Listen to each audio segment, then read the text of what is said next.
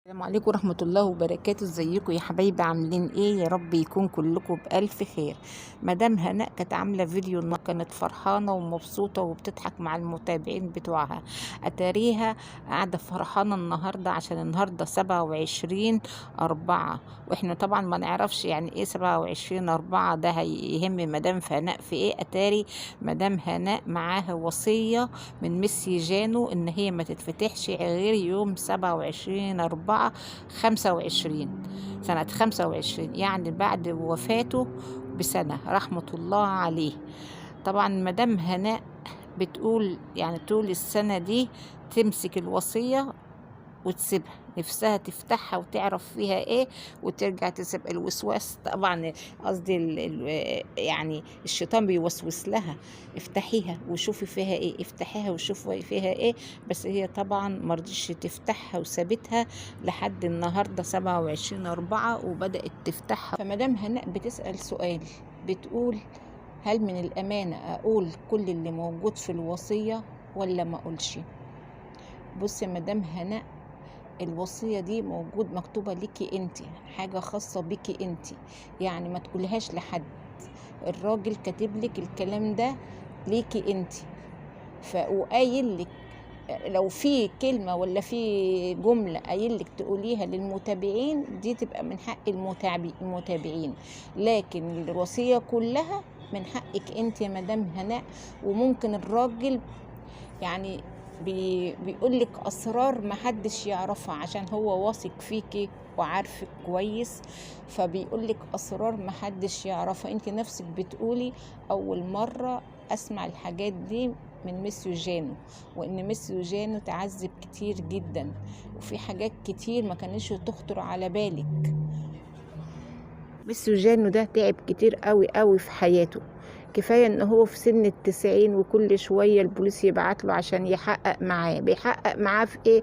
كل شوية الناس الاشرار تبعت شكاوي ويقولوا ان مدام هناء بتستغله، مدام هناء بتتربح بيه، مدام هناء بتاخد فلوسه، مدام هناء بتاخد بيت، مع ان الراجل ما حلتوش حاجة غير هو المعاش بتاعه. بس برضه كل شوية يبعتوا للبوليس والبوليس يبعت يحقق معاه.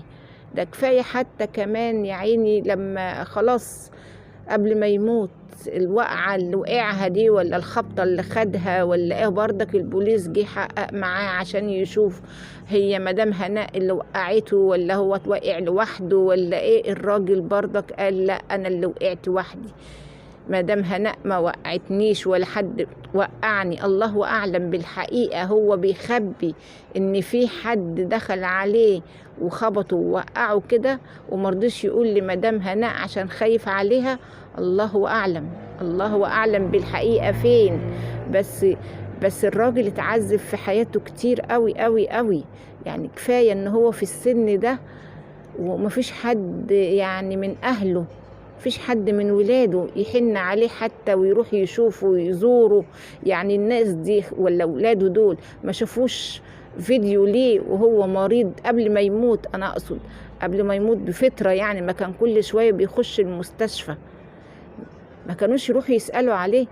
يعني الدم اللي بيجري في عروقهم ده مش دم ايه ده؟ ايه الدم البارد ده اللي ما فيش فيه حتى حتة حنية لأبوهم؟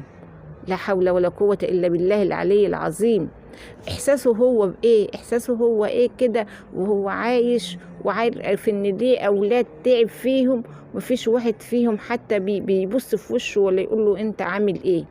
لا حول الله يا رب، لا حول الله يا رب. ما كانش في حد حنين عليه وبيسأل عليه غير مدام هناء. ربنا يجازيها كل خير على اللي هي عملته، ربنا يجازيكي كل خير يا مدام هناء على وقوفك جنب الراجل الغلبان ده. مش وقوفها جنبه بس، لا ده كمان كانت السبب في انه دخلته الاسلام. الحمد لله الحمد لله، واتدفن في مدافن المسلمين، ربنا كرمه وبقى مسلم واندفن في مدافن المسلمين. ربنا يجعل مسواك الجنة يا رب يا ميسيو جانو. ميسيو جانو كمان كاتب لمدام هناء حاجات محطوطة في الجنينة، وقال لها تبقى تروح تشوفها وهي هتستأذن من الناس اللي مأجرين البيت. ربنا يصلح الحال يا رب يا مدام هناء ويجازيكي كل خير. يلا بنات عشان ما نطولش الفيديو، اللي ما اشتركش في القناة يشترك ويفعل الجرس عشان يوصل له كل جديد من عندنا. مع ألف سلامة.